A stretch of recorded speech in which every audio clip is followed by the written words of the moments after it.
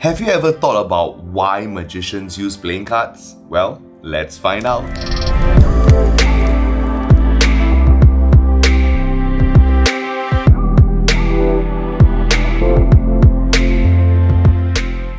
You see, I recently received a comment from one of my viewers, Gabriel, who said, how did playing cards become the main instrument for a magician? Which got me thinking. So, like anybody searching for answers, I scoured the internet. But unfortunately, I was unable to find any answers about why magicians use playing cards. I hope to find some answers by digging into the history of playing cards. But there was a lot of debate. Some say it was invented in 9th century China, where playing cards were used for gambling, divination, and other forms of entertainment. I mean, they did invent paper, right? Then in the 14th century, it spread to the Middle East and Europe. In Europe, it was said that each playing card was painstakingly hand-painted and only offered as a luxury item for the rich. No one had a clear answer. So I diverted my search to what was the first card trick ever invented. Perhaps I could find some answers there.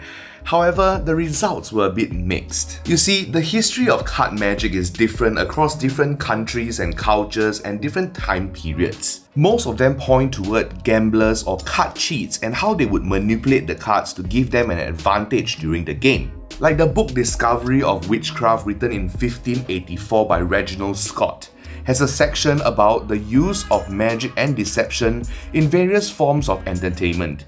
Scott explained how these tricks and illusions were performed to show that they were not supernatural in nature. Another book that magicians consider important and influential on card magic is The Expert at the Card Table, written by S.W. Erdnase in 1902. It covers a wide range of topics including card handling, shuffling, cutting, palming, false deals, and many other techniques used by magicians and card cheats to manipulate the cards and perform various tricks and illusions.